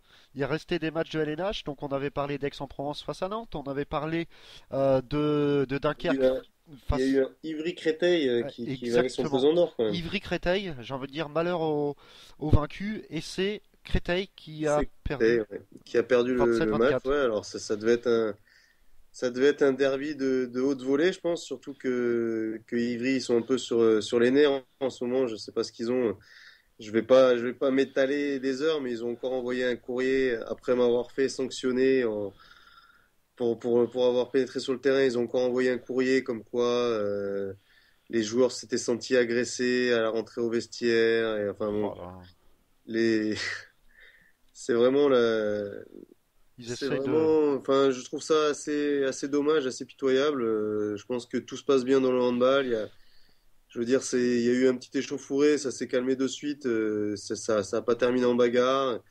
Ils se sont peut-être un peu échauffés avec certaines personnes du public en rentrant au vestiaire, mais moi j'y étais. Je suis allé tout de suite voir ce qui se passait et j'ai vraiment senti personne en danger. Et c'était vraiment plus un peu de la provocation, mais je trouve ça dommage qu'ils se sentent obligés d'envoyer des courriers à la Ligue et de faire monter les dirigeants pour s'en expliquer. C'est assez dommage. Ouais, assez dommage pour un club qui risque bah, de Ceci sauter. dit, ils ont battu Créteil et je pense Voilà. qu'ils ont déjà fait un petit pas vers le maintien avec cette victoire, même s'il faut regarder leur calendrier pour la suite. Je crois qu'ils vont à Tremblay où ce sera un match qui coûte cher aussi. C'est ça. Créteil qui reçoit Tremblay, donc ça va être pareil. Non, Créteil qui reçoit Tremblay. Non, c'est Ivry qui va à Oui, Tremblay. pardon, oui, Tremblay Ivry, oui, le 10. Mais exactement. Il y avait un autre match aussi, et là, bah, Toulouse s'en est sorti 28-32. Mais voilà, j'ai pas un peu suivi le match, mais vu le score, on aurait pu peut-être voir le premier Écoute, point de moi, Villiers. moi, si j'avais dû miser une piécette pour une victoire de Billière, c'était vraiment sur celui-là que je l'aurais mise. Je sais plus si c'était dans l'émission que je parlais de ça, mais c'est vraiment le derby de la Garonne Et Billière, dans les dernières années, même quand ils étaient en D2, a régulièrement battu Toulouse en match amical et même en Coupe de France, il me semble, l'année dernière. Donc ce derby était vraiment très important pour eux. C'était peut-être leur dernière chance d'accrocher des points et de pas finir Fanny, comme on dit, mais Avec malheureusement pour eux, avec la même issue. Donc ça a dû se jouer ça a dû se jouer en deuxième mi-temps comme d'habitude, mais vraiment Billière est vraiment en dessous cette année et ils ont vraiment de grosses difficultés offensives et quand on bute sur les défenses de LNH, ben on prend vite les contres derrière et ça c'est et ça ouais. c'est une constante. Eh bah, allez, le temps pour moi de recevoir tout de suite le meilleur joueur de Pro D2 du mois de mars, Alexis Jalamion. Bonsoir. Bonsoir à vous. Alors merci d'avoir accepté l'invitation. Oui, avec plaisir, il n'y a aucun problème. Alors Alexis, avant de revenir sur la saison de Ponto et votre titre quand même de meilleur joueur du mois de mars, on va parler un peu de votre parcours. Oui. Tout d'abord, de quelle manière vous avez commencé le hand? Alors, j'ai commencé à l'âge de 12 ans à Saint-Maur-des-Fossés. J'ai joué un an, et puis après, j'ai quitté Saint-Maur pour Créteil. Donc, Créteil formait les joueurs, donc une formation plutôt intéressante. Donc, j'ai passé 10 ans à Créteil, et puis après, je me suis retrouvé à Ponton. Alors vous avez joué 2 ans en LNH avec Créteil? J'ai joué un an et demi, oui. Un an et demi. J'ai joué un petit peu avec Jean-Luc Le Gall en fin d'année, avant qu'il parte. Et puis après, j'ai été... Mile Isakovic m'a fait confiance pendant à peu près un an. Et j'ai eu la chance de découvrir la LNH, le haut niveau, tout ce qui s'ensuit. Donc on va dire que ça a été un petit tremplin pour moi aussi, parce que pour moi, je ne me voyais jamais jouer en D1, j'en rêvais. Et ça a été super. Et après, j'ai eu la chance aussi d'avoir Ponto, parce qu'à Créteil, je savais qu'il y avait des joueurs devant moi, plus expérimentés, avec plus de niveau. Donc, j'ai signé à Ponto, et voilà, je me sens bien là-bas. Ça fait 5 ans que j'y suis, donc on va dire que j'ai pris mes marques. Alors ouais, Excuse-moi Alexis, qui est-ce qui avait pris ta place à Créteil à l'époque? À l'époque, il y avait Frédéric Bactecolo déjà, donc, qui était plus jeune que moi, mais qui avait déjà fait 2 ou 3 ans de D1. Et puis il y avait Ben Henry à l'époque, donc Ben Henry, Ben Henry, Ben oui. Henry, Oui. était déjà là depuis une dizaine d'années. Et puis moi, j'ai eu la chance, entre guillemets, qu'il se blesse, donc j'ai pu jouer. Et donc Mile Zakovic m'a fait confiance, quoi. Donc j'ai pu profiter de ça. Et puis après, quand les piliers sont venus, j'ai compris que pour rester à Créteil, ça allait être dur de vendre. Donc j'ai préféré quitter Créteil, même si c'était un petit pansement au cœur, parce que ça faisait des années que j'y étais. Mais je pense avoir fait le bon choix. donc justement, Maintenant, je vis l'aventure à Ponto pleinement, et je prends mon kiff. alors justement, ça fait 5 ans, je crois que vous êtes à Ponto, donc vous regrettez pas votre choix du tout après 5 ans? Non, pas du tout, parce que je savais très bien quel était mon niveau quand j'ai quitté Créteil. Je sais très bien maintenant quel est mon niveau, j'ai acquis de l'expérience. Certes, c'est de la D2, c'est rude, c'est physique, mais je pouvais pas rester à Créteil, sachant qu'il y avait des joueurs beaucoup plus forts et qui, voilà, je regrette rien. J'ai fait mon parcours comme je devais faire. J'ai pris du plaisir pendant un an et demi à jouer à Créteil. Je pouvais faire ce que je voulais. Mais les Zakovic, ils me mettaient devant, ils me disaient bouge partout. Vous savez, quand on est jeune, on prend le temps de jeu qu'on a, et après on voit. Mais je savais très bien que pour vraiment rester à Créteil en tant que numéro 1, voire numéro 2, c'était vraiment très difficile avec les joueurs qu'il y avait. Alors contractuellement, vous en êtes où avec Ponto, Alexis? Là, il me reste un an encore. Et si vous avez la possibilité, vous resterez à Ponto, ou vous voulez voir une autre équipe ailleurs ou dans un autre championnat, pourquoi pas? Pour le moment, ma priorité, c'est Ponto. Je sais que les dirigeants, William Holder, font pour moi du bon boulot. Ils essayent de ramener Ponto vers le haut niveau. Je pense que ça sera très dur vu la D1 maintenant à cette époque-ci, donc ça va être très dur. Mais bon, on va tester, on va essayer quand même de taquiner des équipes. La D2 va être encore plus forte l'année prochaine. Pour moi, pour le moment, notre priorité est à Ponto et pour la suite, on verra bien. Alors, mois de mars, c'est un peu une sorte de consécration quand même d'être élu meilleur joueur de Pro D2 du mois de mars. C'est la classe. Ça fait plaisir, ça fait très plaisir. Je remercie ma famille, je remercie tous mes amis et tous les gens que je connais à peine qui ont voté pour moi, parce que je sais qu'il y en a énormément. Donc ça me fait plaisir. L'année dernière, j'étais déjà nominé, j'avais été devancé par Julien Second ou Abdoulaye, je sais plus. Là, j'ai réussi à accrocher. C'est bien, ça fait partie du petit jeu qu'on fait avec tous les joueurs de la D2. Donc c'est vrai que ça fait plaisir. Mais voilà, il faut se concentrer aussi. Je dédie un peu ce petit trophée à mon équipe parce que on a fait quand même un mois de mars plutôt satisfaisant parce que on sort quand même d'une saison galère. On a eu des blessés. Faut pas cacher derrière ça parce qu'on a eu des matchs où on avait tout pour gagner et on s'est complètement relâché notre gros point faible de la saison, je trouve. Alors, on a pas mal d'auditeurs qui nous écoutent, dont un qui nous dit sur le chat super joueur, Jalamion, un potentiel 2D1. Donc ça, c'est Bobit. Et qui nous dit également, demandez-lui si Viali lui manque pas trop. Alors... si Viali me manque énormément. J'ai eu depuis son départ, j'ai eu deux potes, deux amis. Benjamin Dourbecker, je connaissais déjà à Ponto. J'ai eu Kassem aussi, mais Kassem s'est blessé rapidement. Kassem Ouada qui venait derrière nous. Et là, j'ai Moreno. Je retrouve la complicité que j'avais avec Vincent Viali. Après, personne ne peut remplacer Vincent Viali au niveau du jeu, au niveau de la finition, mais j'avoue que de temps en temps, il me manque. C'est vrai que jouer avec lui, ça serait beau. Ça serait beau parce que j'ai joué, on s'est connus à Ponto, on se connaissait un petit peu en jeune, mais c'est vrai qu'un jour, pourquoi pas un jour. Eh ben, Mickaël I, qui est avec nous tous les lundis, et notre spécialiste également expert en handball, peut nous en parler de Vincent Viali, Mika. Bah ouais, c'est clair. Je regarde tous les matchs de Aix-en-Provence. Et Mika est énorme. Mais Mika, il a exactement, j'ai l'impression, on se retrouve parce qu'il a exactement le même jeu qu'on avait avec Vince quand on jouait à Ponto. Il se trouve les yeux fermés, ça joue en kung-fu, ça joue avec Vince. Dès que Mika rentre, ça se cherche.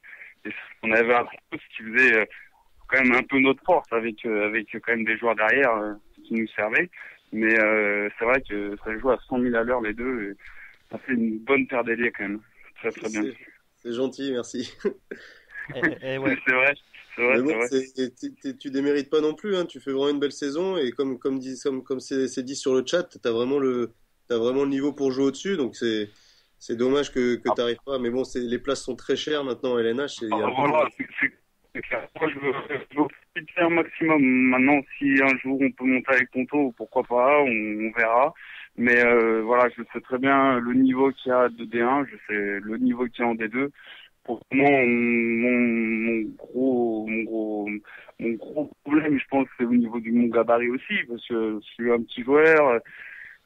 C'est pas la même chose en D1. Je vois un petit peu comment c'est et je me dis, voilà, au bout d'un moment. 1m60. À l'aile, on n'a pas forcément besoin d'être très physique. Il suffit d'être bon. Hein. Regarde, il y a des Valero Rivera, même s'il est un peu plus grand, un peu plus costaud, et il fait vraiment que de la finition et c'est un des meilleurs ailiers gauche du championnat. Donc on peut se contenter de rester dans l'aile. On nous demande plus trop avec tous les arrières qu'il y a maintenant de niveau international, tout ça. On nous demande plus trop d'aller mettre la tête dans la défense et donc 1m75 et 70 kilos si ça pas trop. Ouais, je suis une petite crevette, moi, Mais Vince, il faisait pratiquement le même poids que moi, sauf que il a appris. C'est toi, Mika, qui l'a formé, c'est bien, c'est bon.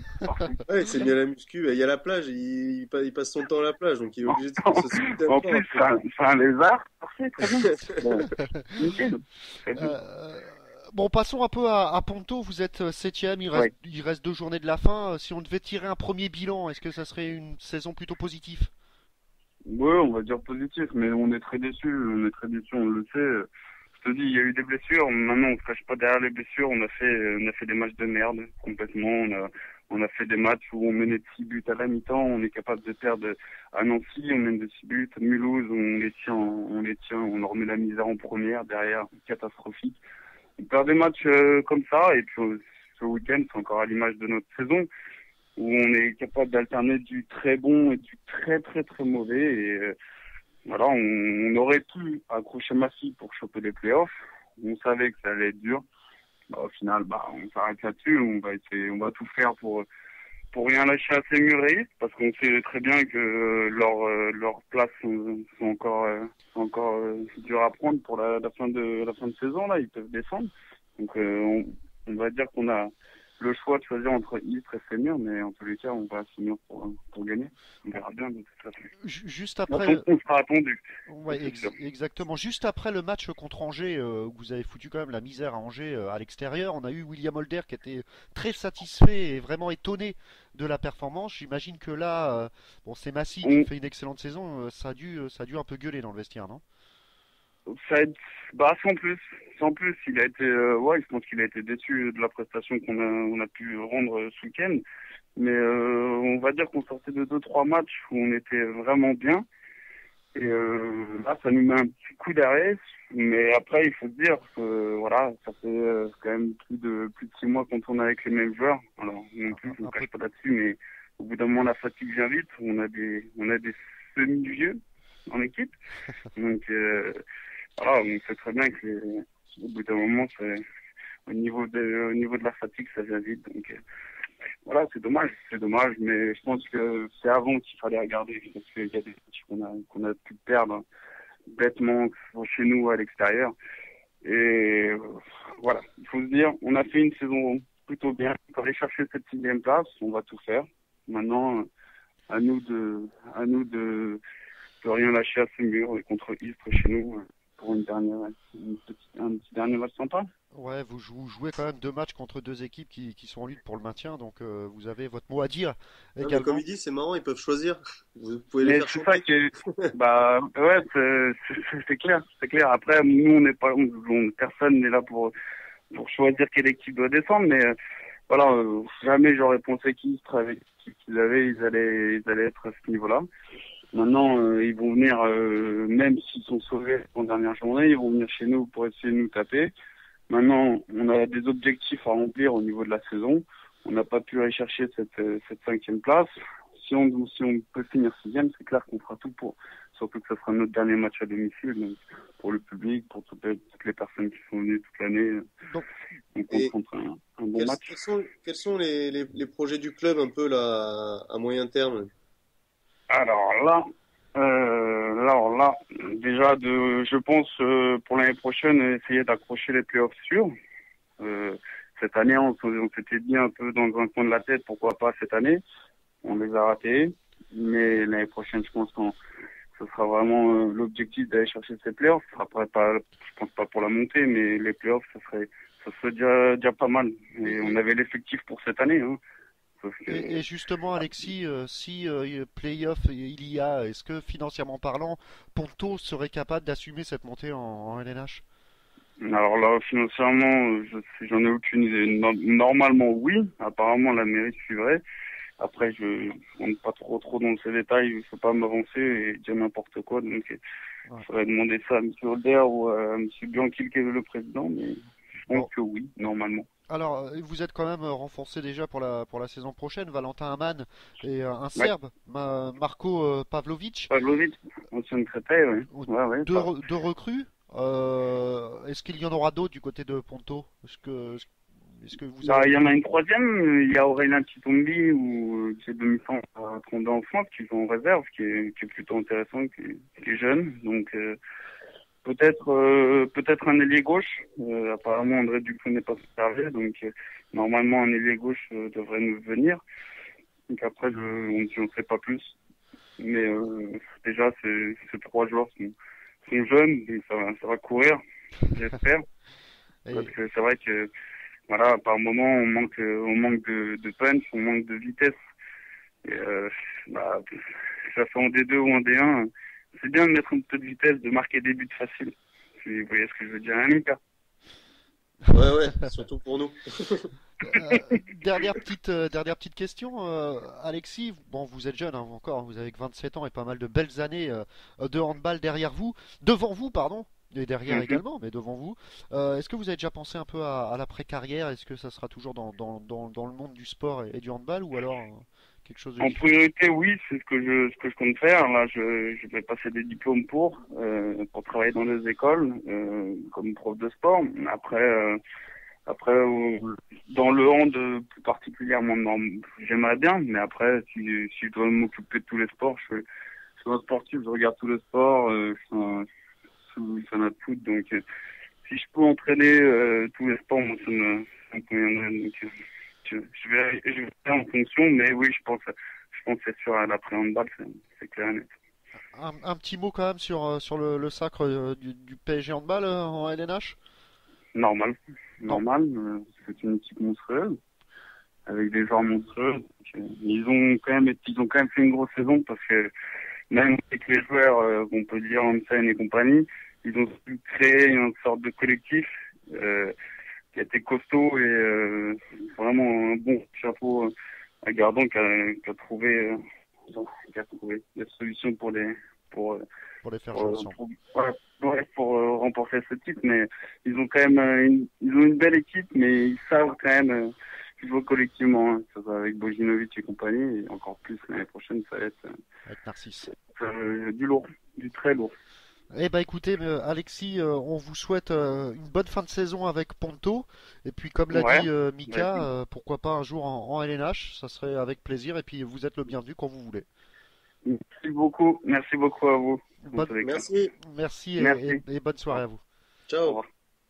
Voilà, Alexis Jalamion, sympathique également, joueur, meilleur joueur du mois de mars. Donc ça va être quand même difficile de monter avec Ponto, mais Mika, on l'espère, pourquoi pas le voir dans un club de LNH. Ce serait sympa. Oui, mais c'est ce que je disais. C'est pas tellement une histoire de niveau parce que je pense qu'il le niveau il pourrait l'avoir. C'est plus une histoire de d'opportunité et de choix de carrière et d'être dans le bon club au bon moment. Alors Ponto, j'espère qu'ils vont continuer à se développer, mais si c'est pas à Ponto, il faudrait peut-être qu'ils pensent à aller jouer dans des gros clubs de Pro D2 tels que Mulhouse, Dijon.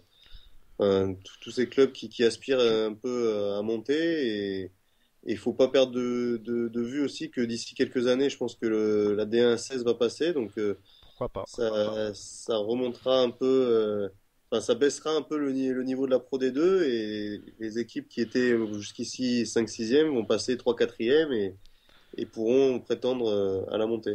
Est-ce que tu penses qu'il se sous-estime un peu, Alexis, en l'attendant il pense Ouais, je qu'il a... pense pas qu'il se sous-estime, je pense qu'il il est modeste, il est là où il est, il s'y sent bien, je pense qu'il est conscient de son niveau, il met 1 million de buts en D2, donc il doit savoir qu'il est bon et voilà, comme chaque joueur qui n'est pas international et très haut niveau, le truc qu'on cherche, c'est à être le plus régulier possible dans la C'est vrai. performance. Et je pense que cette année, il commence à l'être. Et plus il va mûrir et plus il le sera. Donc, non, il a encore de belles années devant lui. Allez, je rappelle vite fait les résultats de LNH. Hein, Pro D2, ça sera dans quelques instants avec Sébastien. Mongin, alors Billière, Toulouse 28-32, Ivry 27, Créteil 24, belle victoire de Montpellier à l'extérieur sur le terrain de Dunkerque 28-29. Idem pour Saint-Raphaël à l'extérieur chez Célestat 29-32. Aix-en-Provence, match nul contre Nantes 28 partout. Paris s'est imposé à Cesson et gagne le titre de champion de France 27 pour Cesson et 32 pour Paris. Et Chambéry-Tremblay 28-28. Mika, on n'en a pas parlé de ce match. Chambéry-Tremblay. À lire les résultats un peu, enfin, les commentaires plutôt sur les réseaux sociaux. À l'exemple de Romain Guillard qui dit un point, c'est tout. Alors, je n'ai pas trop suivi le match, mais Tremblay semblait capable d'arracher la victoire. Avec, Non, mais moi non plus. C'est dommage de ne pas avoir eu Ben pour qu'il nous en parle un peu. Je suis assez surpris. Chambéry a vraiment encore des choses à jouer. Tremblay doit se battre parce que quelque part ils ont aussi le maintien à jouer là. Donc ça a dû être un match au match aller. Je me rappelle plus si c'est cette année ou si c'est l'année dernière qu'ils avaient battu Chambéry à la maison, mais c'est toujours des matchs où c'est serré et pour une fois ça a souri un peu à Tremblay. Ils ont réussi à prendre un point. Après, je connais pas la physionomie du match, je sais pas. Et encore un excellent Mathieu Drouin. Ouais, Mathieu, bon, qui est exceptionnel. J'espère qu'il va être élu, mais il est droit de l'année, même si Luc est Ouais, très fort, mais, ouais. mais je trouve que dans Possible, la régularité, il était impressionnant quand même. c'est possible de le voir en équipe de France? Mais non, non, non, Non, il est trop vieux. Il est trop vieux. C'est dommage. J'aurais vraiment aimé, tu vois. C'est une année comme ça, là, où cette année où, bon, on va pas revenir sur Valentin Porte, mais c'est Valentin Porte et Mathieu Drouin, pour moi, il n'y a pas de comparaison, quoi. Drouin, il est vraiment au-dessus et Valentin Porte est peut-être un joueur en devenir, mais c'est dommage que Mathieu ait pas eu sa chance un petit peu en équipe de France. Il aurait mérité, ne serait-ce que pour dire, j'ai joué en équipe de France, j'ai eu une ou deux ouais, ouais. sélections parce qu'il avait vraiment le niveau cette année. Alors pour revenir un peu sur ce match, hein, les arbitres étaient la paire, un Rebel Dance, et puis voilà, c'est une égalisation sur penalty à la 60e minute hein, d'Edin Bazic avec un carton jaune pour Arnaud Bingo, pour Stéphanie Mrata, donc ça a été un peu chaud hein, le Money Time, les 10 dernières secondes, donc on en demandera plus Des à cartons jaunes ou des cartons rouges? carton jaune pour Imrata, Carton jaune à la dernière minute du match? même pas à 50, il restait 9 secondes du match. C'est quoi cette blague? Carton jaune pour Stéphanie Mrata à 9 secondes de la fin du match. Carton jaune 2 minutes pour Arnaud Bingo à 9 secondes de la fin du match. Enfin bon voilà, c'était un peu chaud hein, la fin. Et égalisation sur penalty d'Edin Bazic. Pokuka n'a pas pu l'arrêter. Et d'où le score, donc d'où la frustration de Romain Guillard notamment sur les réseaux sociaux. Donc voilà, c'était tendu. Alors avant que Seb arrive, un petit mot sur la Ligue des Champions, Mika quand même. Euh, Oui, oui, belle perf quand même du Barça. On demandait justement à Baraché si cela allait être suffisant pour aller affronter Barcelone. Et ben non, Barcelone, à l'image de ce que va peut-être faire le foot, ça m'étonnerait quand même. Mais voilà, Barcelone se qualifie et remporte assez facilement ce match face à l'Atlético. Donc encore à du grand Barça, hein. oui. Ouais, j'aimerais pouvoir t'en parler, mais malheureusement, Bein les a pas retransmis. J'ai Oh, pu voir que Veszprém Kiel et je suis en train de regarder Hambourg-Flensbourg. Donc, c'est Barcelone, c'est ouais, c'est et une très grosse équipe et je pense que Ciudad a mis beaucoup d'énergie la semaine dernière et ils ont quand même un peu moins de bancs que Barcelone cette année. Donc, mais bon, aller jouer, je crois qu'ils avaient gagné +5 si je me souviens bien. Et pour aller jouer à Barcelone, parfois c'est pas suffisant. On se rappelle que Montpellier on avait pris une grosse valise là-bas. Donc, c'est vrai. et puis il faut rappeler que l'année dernière c'est Ciudad qui était au Final Four et Barcelone y était absent. Donc 2 années de suite ne pas finir au Final Four, ça aurait vraiment été une contre-performance pour Barcelone. 32-24 pour Barcelone, donc grosse perf des Espagnols. Autre équipe encore, on l'a dit, on en a parlé avec Max Henri Hermann. Hambourg, malgré leur défaite 23-25 face à Flensburg, passe également pour le Final Four à Cologne. Là, tu es en train de regarder le match. Voilà, Hambourg pouvait se permettre de perdre. C'est ce qui a été fait. Est-ce que Flensburg méritait également d'aller au Final Four? Ouais, je suis moins fan de l'équipe de Flensburg. Enfin, si, j'aime bien l'équipe parce que c'est une équipe qui joue bien au handball, mais il y a quand même moins d'individualité que dans les autres collectifs. Les joueurs sont moins impressionnants physiquement, tirent beaucoup moins de loin. Donc, je pense qu'aujourd'hui, pour arriver au Final Four, faut vraiment avoir des joueurs exceptionnels, des joueurs, je sais pas trop comment m'exprimer, des joueurs de grande taille qui tirent fort, qui sont physiques. J'ai regardé quatre quarts de finale là en 2 semaines et je trouve que les arbitres laissent beaucoup jouer les fautes, ça tire les maillots, c'est vraiment un cran au-dessus quand on arrive à ce niveau-là. J'avais été aussi impressionné l'année dernière au Final Four à Cologne quand pareil, de cette intensité, les pivots se font massacrer tout le match et les arbitres laissent faire. Donc, je pense que Flensburg est un petit peu en dessous et Hambourg a vraiment une grosse équipe depuis le retour de Bitter.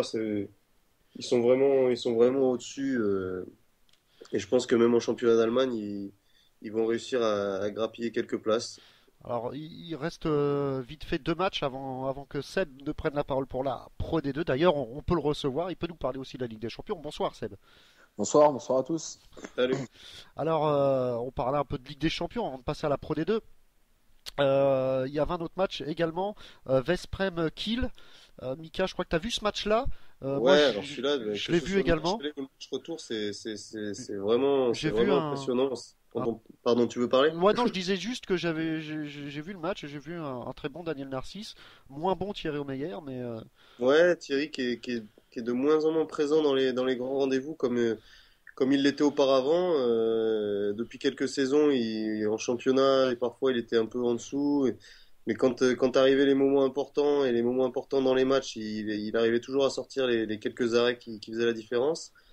Là, ce week-end encore, il s'est fait transpercer. Mais bon, en face, faut dire que c'est vraiment du très haut niveau. Nagy, Chema Rodriguez, ils ont un jeune Israélien, Djemeli, je sais plus, qui tire vraiment très fort. Donc, non, Veszprém avait vraiment les armes pour battre Kiel, mais Kiel, encore une fois, à l'expérience, déjà à l'aller, ils avaient réussi à revenir et à gagner un match qui était vraiment très mal embarqué.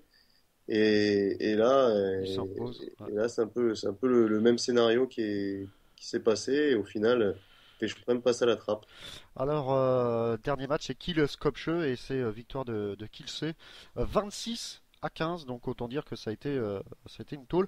Bah, tiens, un petit avis sur l'équipe qui peut aller au bout de cette ligue et remporter cette année 2013 la Ligue des Champions. On va poser la question à Seb. As-tu un petit avis là-dedans?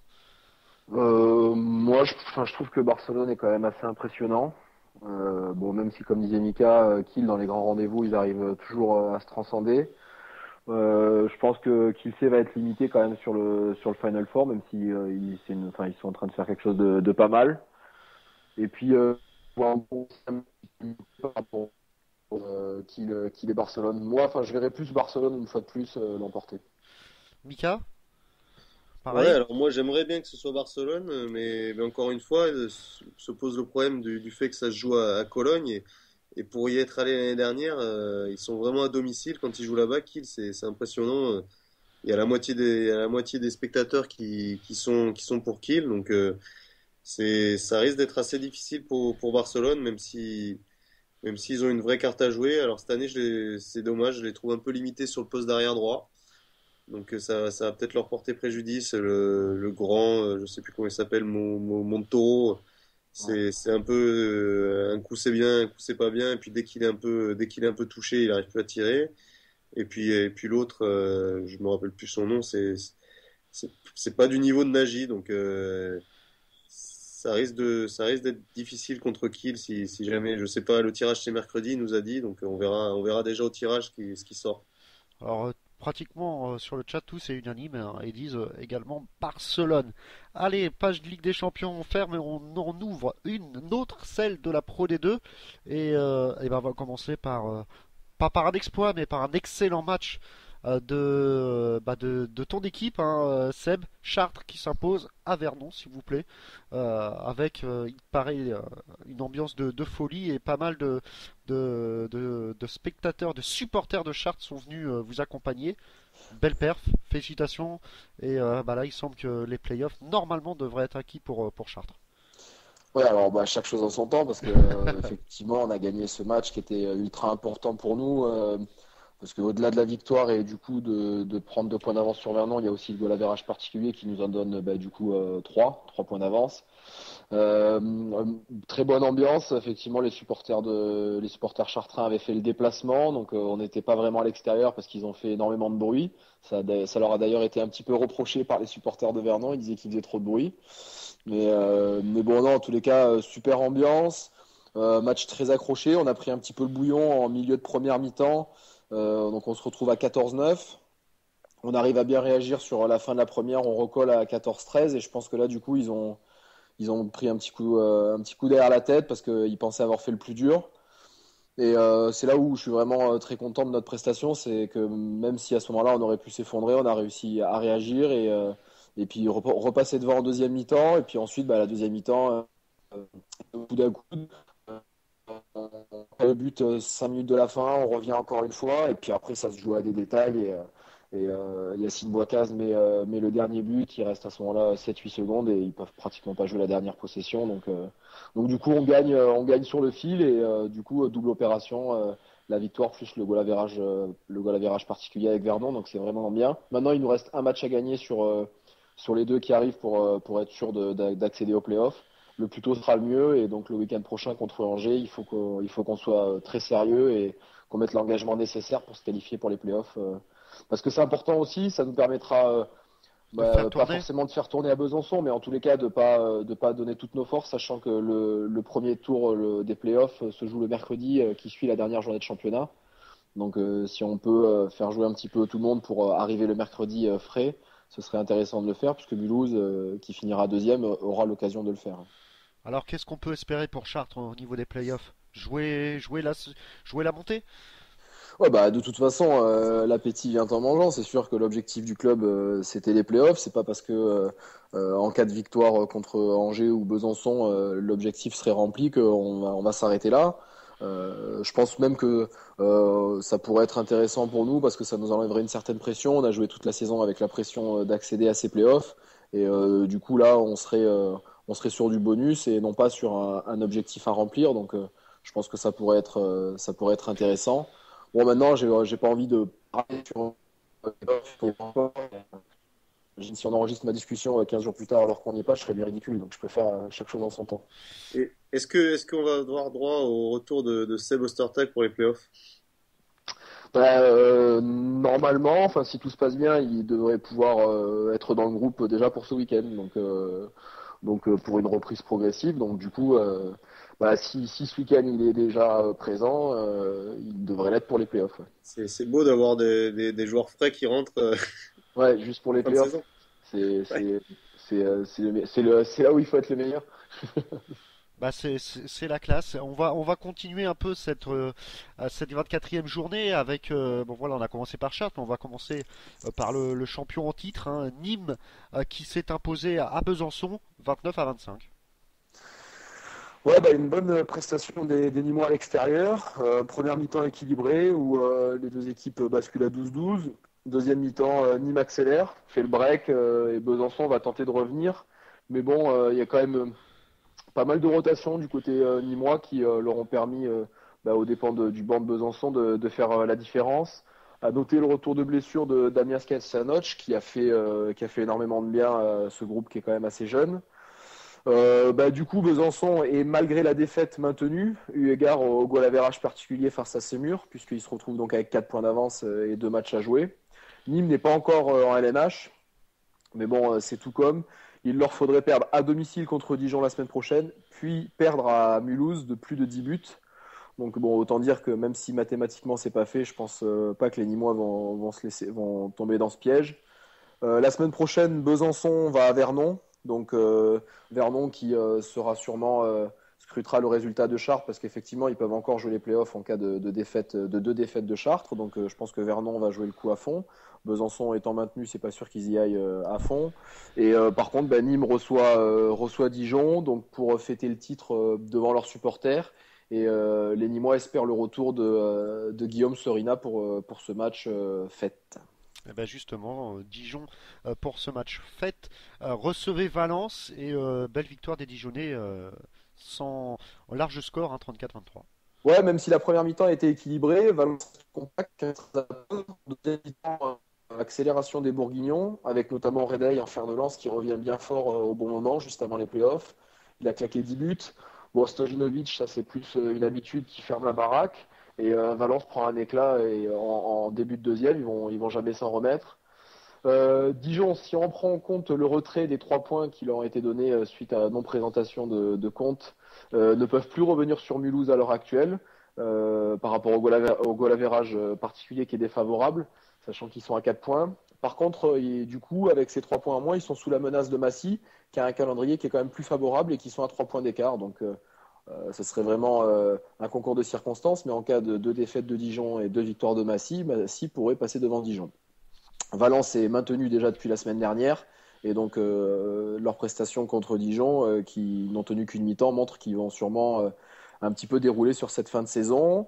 La semaine prochaine, Dijon va à Nîmes, donc Nîmes qui jouera éventuellement le titre ce jour-là, donc ça risque d'être compliqué pour les Bourguignons. Et Valence qui reçoit Mulhouse, Mulhouse qui a encore un petit coup à jouer sur la première place, mais qui est sûr de plus être dérangé par Dijon. Alors justement, Mulhouse jouait un match, on va dire, plus important pour Istres. Hein. Il recevait Istres 32-26 pour Mulhouse. Istres vraiment, vraiment en difficulté dans ce championnat et ça va jouer de très peu face à son concurrent qui est Semur. Hein. Ouais, alors dans ce match-là, Istres n'a pas fait le poids face au solide second de la Pro D2 qui enregistre sa 8e victoire consécutive. Donc signaler quand même que Mulhouse fait quand même une super saison. Ils ont effectivement Nîmes devant qui en fait une encore meilleure. Mais 8 victoires d'affilée à ce moment-là de la saison, c'est quand même à noter. À noter aussi le retour de Sismondo qui est revenu après donc une deuxième rupture des ligaments croisés sur ce match à Mulhouse pour reprendre un petit peu contact avec la compétition. Donc on espère que ça sera cool. Mulhouse qui sur sa deuxième place et peut maintenant rêver à plus, comme je le disais tout à l'heure. En cas de défaite de Nîmes ce week-end, ils recevront Nîmes chez eux et en espérant les battre de plus de 10 buts pour aller chercher la première place, mais ce qui semble quand même difficile. Je pense que Istres n'espérait pas forcément prendre 2 points ce week-end à Mulhouse, mais ils avaient plus l'intention de préparer leur finale à eux, qui se joue la semaine prochaine, avec un groupe pratiquement au complet, en espérant le retour de Kevin Bonnefoy, le gardien qui n'était pas là ce week-end. Si ce dernier rentre, ils seront au complet pour leur match de fin de saison, leur match opération maintien, qu'il aurait cru en début de saison, puisque Istres la semaine prochaine reçoit Nancy. Donc s'ils gagnent ce match, ils seront sûrs de se maintenir puisqu'ils ont un goal average particulier favorable face à Semur. Alors Semur justement qui jouait un match aussi capital face à Nancy, mais Semur n'a vraiment pas fait le poids. Victoire de Nancy 32-21. Ils ont complètement craqué. J'ai envie de dire, pour une fois cette saison, Nancy a assumé la pression d'un match notamment à domicile et à enjeu, grâce à une bonne perf des 2 portiers de Nancy qui sont habituellement les numéro 2 et numéro 3, vu que Nicolas Poteau s'est claqué au mollet, donc saison terminée. Du coup, Nancy est maintenu à 2 journées de la fin, donc Thierry Tony était fier de ses joueurs et fier de cette prestation et de s'être sauvé. Partir pour eux. Par contre, pour Semur, ça va être compliqué. Ils vont devoir maintenant compter sur Nancy, qui a été leur bourreau de ce week-end, puisque c'est Nancy qui va à Istres. Et si Nancy bat Istres, Semur sera toujours dans la course pour se maintenir. Mais ils ne sont en tous les cas pas maîtres de leur destin. Et Semur a pas forcément un match compliqué, puisque ils reçoivent Ponto. Donc Ponto qui a plus grand chose à jouer, si ce n'est la 6e place. Mais ils vont devoir attendre le résultat de Istres, puisque Istres se sauvera en cas de victoire à Nancy. Alors c'est un peu l'arbitre, hein. Ponto, on a eu tout à l'heure Seb Alexis Jalamion qui nous a dit qu'il vraiment va jouer les 2 matchs à fond pour les gagner et être à cette 6e place.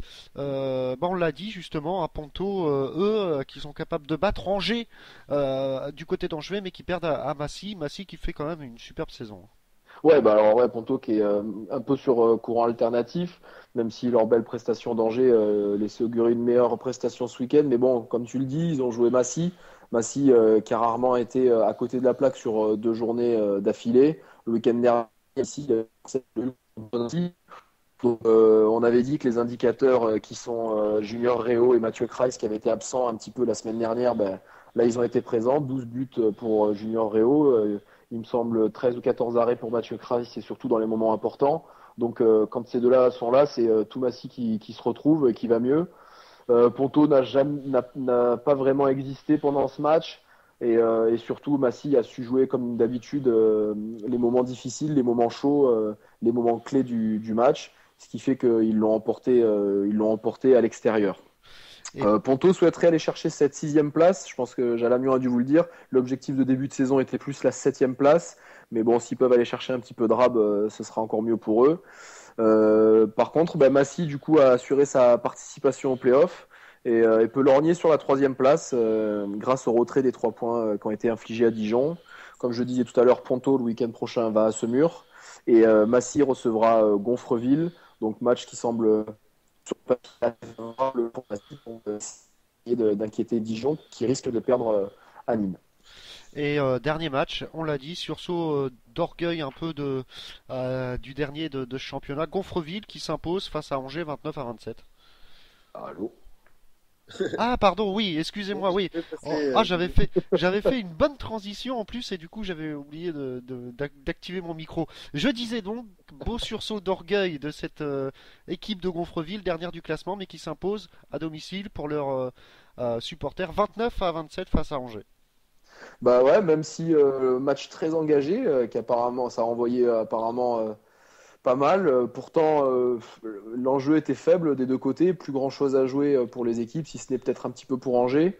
Le déroulé du match, une première mi-temps équilibrée, deuxième mi-temps Gonfreville qui passe devant, puis qui l'emporte sur une fin de match qui a été quand même marquée par notamment la blessure, une grosse blessure, donc triple fracture du péroné pour Van Cowenberg, l'ailier droit belge de Angers, qui s'est fait opérer en début de semaine et donc à qui on souhaite un prompt rétablissement. Puis bon, du coup, pas mal de confusion autour de cette blessure, notamment David Penaud qui reprochait à Gonfreville de ne pas avoir de médecin alors que c'est effectivement obligatoire.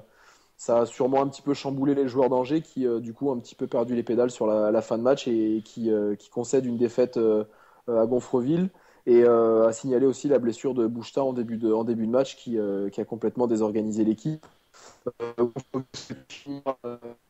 Finir son championnat avec les honneurs. Moi, je les avais trouvés plutôt éteints contre nous et pas très organisés. Là, apparemment, donc l'entraîneur Dragan Mihailovic a dû un petit peu leur souffler dans les bronches cette semaine. Et devant leur public, ils ont su trouver les ressources nécessaires pour fournir une bonne prestation. Angers, du coup, a plus rien à jouer. Playoff, ils sont hors jeu et ils sont maintenus déjà depuis un petit bout de temps. Donc, ils n'ont plus grand-chose à jouer, si ce n'est de venir un petit peu nous enquiquiner le week-end prochain. On essaiera, en tous les cas, de faire le boulot. Voilà, il reste le plus dur est passé pour Chartres. Il reste plus qu'à faire le boulot. Bah écoute, un petit point sur le classement et sur les matchs à venir. Je pense qu'on l'a déjà fait, mais Ouais, comme on disait, hein, il reste quand même la dernière place, enfin l'avant-dernière place, synonyme de descente à attribuer, qui se jouera maintenant finalement que entre Istres et Semur. Et puis cette cinquième place qui permet d'accéder aux playoffs, qui maintenant est réservée soit à Chartres, soit à Vernon, puisque c'est les deux seules équipes qui peuvent les jouer. Voilà. Sinon pour le titre, Nîmes paraît bien engagé. Une victoire ce week-end leur assurerait le titre de champion de Pro D2 et l'accession directe en LNH. eh ben on va passer au 7 de la JPH et on remercie d'ailleurs la JPH de nous faire le privilège de nous les donner une journée avant. Alors on va commencer justement par la Pro D2. 7. Alors la Pro D2, on a un retour, hein, puisqu'on disait que la semaine dernière ça avait été un petit peu compliqué, mais là il signe un beau retour de Junior Réau de Massy qui a claqué 12 buts ce week-end. Du coup avec le retour de Bastien Sismando, il est un petit peu plus décalé sur le poste d'arrière gauche, donc c'est Jordan Perrono qui lui aussi a marqué 12 buts ce week-end.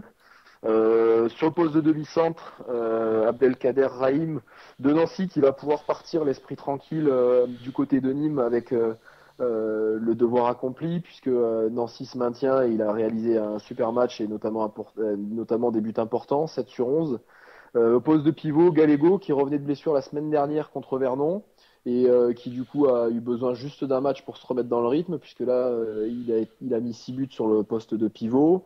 Arrière droit, donc le taulier du poste d'arrière droit depuis le début de la saison, c'est Irfan Redey qui a mis 10 buts ce week-end. À l'aile droite, très en forme en ce moment, le petit ailier droit de Mulhouse, Sébastien Gallotte qui fait 6 sur 7. Et dans la cage, j'ai envie de dire une fois de plus, Nebojša Stojinovic qui réalise 16 arrêts et qui fait vraiment une saison exceptionnelle. Hop, voilà, décidément. Le micro. J'ai un peu. Non, en fait, c'était pour pas vous le cacher, Benoît qui m'envoyait un texto qui me demandait si tout s'était bien passé. Et moi, je lui demandais, tiens, t'as qu'à nous appeler pour nous donner un peu plus de renseignements sur Chambé, sur le match Chambéry-Tremblay. Donc, on va passer au set de la JPH au niveau de la LNH avec, pourquoi pas, un petit Mathieu Drouin. Bah ouais, effectivement, sur le poste d'ailier droit, t'as eu le nez creux, Mathieu Drouin qui fait 8 sur 9 et un beau match nul de Tremblay à Chambéry. Je pense qu'il sera important dans le type du maintien. Voilà, qui fait 8 sur 9 sur le poste d'ailier droit. Le poste derrière droit, une bonne pioche pour les Toulousains, Vasilakis, qui marque une nouvelle fois plus de 10 buts, il a 11 buts. Sur le poste de pivot, Raresh Fortuné-Anou, qui se distingue. C'est assez rare qu'il claque autant de buts, mais là, du coup, il a fait 7 sur 11, donc meilleur demi-centre de la semaine de LNH. Sur le poste de pivot, David Jurisek, qui ne sent pas le poids de l'âge, qui fait 6 sur 7 sur le poste de pivot. Et sur le poste d'arrière gauche, Michael Hansen, qui réalise 10 sur 12 et qui permet à Paris d'être champion ce week-end. Donc pivot, gardien de but, il y a eu plusieurs bonnes performances, mais on a voulu quand même récompenser la bonne performance de Mika Robin à Dunkerque, qui a quand même été décisif sur la fin de match. Et avec ses 18 arrêts, même si Wesley Pardin en avait fait 22, mais dans une confrontation un petit peu moins compliquée, notamment face à Billière. Et à l'aile gauche, un Aixois, Romero, qui fait 6 sur 7 sur le poste d'ailier gauche, qui est bienvenu suppléer son pote Mikaïs. Voilà. Ouais, effectivement, belle perf de Romero. Bah écoutez, on a été complet pour toute cette partie Pro D2, cette partie LNH également. On va pas donner des pronostics sur la future équipe qui va monter qui va accompagner Nîmes, parce que bon voilà, Seb, on va pas se cacher pour qui on est quand même. On se retrouve la semaine prochaine avec encore des nombreux invités et encore quelques trucs à jouer, que ce soit en Pro D2 ou en LNH. Le maintien également pour Mika qui va jouer du côté de Saint-Raphaël. C'est ça. Gros match. Gros match également avec ton retour sur les parquets. Donc, oui, ça devrait aller. Mais c'est dans 2 semaines tout ça. On a un week-end relâche là. Ah ouais, week-end relâche, exactement. Et puis Benoît va jouer également. Et c'est quand même bizarre de dire ça aussi, mais pour le maintien, hein, Seb, on l'aurait pas cru peut-être en début de saison. Non, c'est sûr, c'est vrai que ils étaient plus partis sur un objectif 5 premières places, voire une place européenne. Et puis le niveau du championnat est très relevé. Et au final, ils se retrouvent un petit peu dans la charrette. Comme je disais tout à l'heure, je pense que ce nul à Chambé leur fait du bien, parce que s'ils battent Ivry avec 20 points, ils seront sauvés. Ils ont une fin de championnat compliquée, avec un calendrier très compliqué. Très compliqué, hein. Je vous rappelle quand même que sur notre sondage on l'a mis pendant une semaine, beaucoup voyaient Créteil et bizarrement aussi Tremblay, hein, vu le calendrier. Donc on espère tous que Tremblay va se sauver, hein. Je sais que certains Tremblaysiens nous écoutent. Donc voilà, Tremblay, Aix, voilà, et Chartres. Ça serait bien d'avoir des bonnes nouvelles pour la semaine prochaine. Eh ben, écoutez, merci Seb d'avoir toujours été présent. Et je te dis à la semaine prochaine pour encore une journée qui s'annonce encore palpitante. Ok, ça marche, à la semaine prochaine. À la semaine Bonsoir prochaine. à tous. Seb et puis Mika, merci de m'avoir accompagné ce soir. Et pareil, un bon retour sur les parquets en espérant un petit exploit du côté de Saint-Raph. Ouais, on va tout faire pour. Et puis, bonne semaine à tous. Bonne semaine à tous et merci d'être toujours aussi nombreux à nous écouter. Merci à tous qui sont sur le chat, hein. N'hésitez pas à y aller, vous êtes nombreux à nous écouter, mais peu de nombre sur le chat. Donc on peut vous relayer un peu vos questions. À nos invités, merci également à Max-Henri Herman et puis à Alexis Jalamion d'avoir été avec nous ce soir. Allez, ciao, ciao.